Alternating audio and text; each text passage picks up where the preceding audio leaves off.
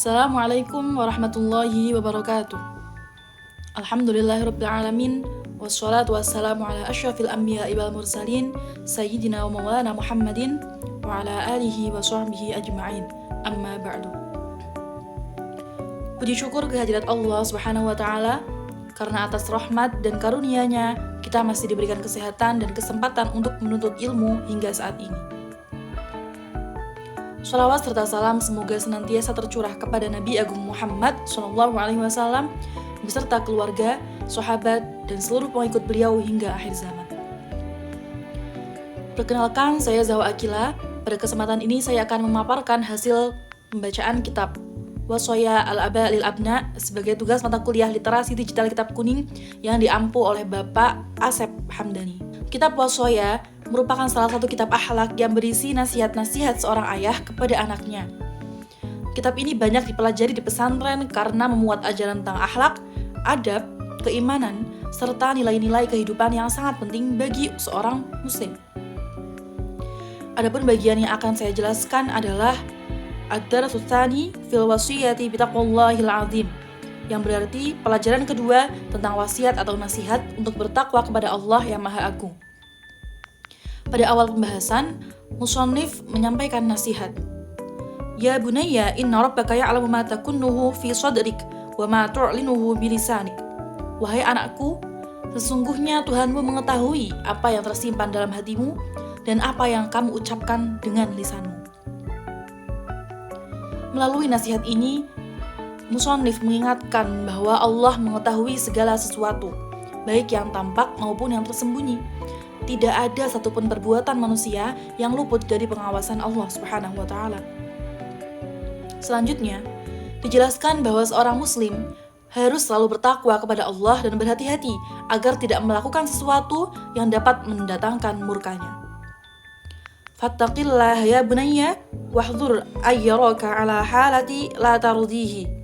Yang artinya, bertakwalah kepada Allah wahai anakku dan berhati-hatilah agar dia tidak melihatmu dalam keadaan yang tidak diridhoinya. Pesan ini mengajarkan bahwa ketakwaan bukan hanya dilakukan ketika berada di hadapan manusia, tetapi juga ketika kita dalam keadaan sendirian. Seorang muslim harus memiliki kesadaran bahwa Allah selalu melihat dan mengawasi segala perbuatannya. Kemudian, penulis mengajak pembaca untuk merenungkan keadaan dirinya. Jika seseorang merasa malu ketika melakukan kesalahan di hadapan orang tua atau orang yang dihormatinya, maka seharusnya ia lebih malu lagi kepada Allah yang selalu melihatnya setiap saat. Dalam bab ini juga dijelaskan bahwa Allah Maha Kuat dan Maha Keras siksaannya bagi orang-orang yang terus-menerus berbuat zalim dan berbuat maksiat. Musannif mengutip hadis Nabi SAW. Sesungguhnya Allah memberikan kepada orang zalim, namun apabila Allah telah menyiksanya, maka ia tidak akan dapat lolos dari hukumannya. Hadis ini mengingatkan bahwa ketika seseorang melakukan kesalahan, lalu belum mendapatkan hukuman, bukan berarti Allah tidak mengetahui perbuatannya. Bisa jadi, Allah masih memberikan kesempatan agar ia bertaubat dan memperbaiki dirinya. Dari pelajaran ini dapat dipahami bahwa hakikat takwa adalah selalu merasa diawasi oleh Allah dalam setiap keadaan. Ketakwaan tidak hanya diwujudkan dalam ibadah, tetapi juga dalam sikap, ucapan, dan perilaku sehari-hari. Selain itu, dalam bab ini juga mengajarkan pentingnya menjaga hati, lisan, menjauhi perbuatan maksiat, serta selalu berusaha melakukan hal-hal yang diridhoi oleh Allah Subhanahu wa taala. Ketika seseorang memiliki ketakwaan yang kuat, maka ia akan lebih berhati-hati dalam bertindak dan lebih mudah mengendalikan dirinya dari perbuatan yang buruk.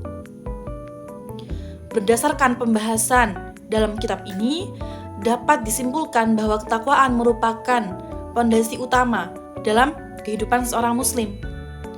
Allah mengetahui segala sesuatu yang dilakukan manusia, baik yang terlihat maupun yang tersembunyi.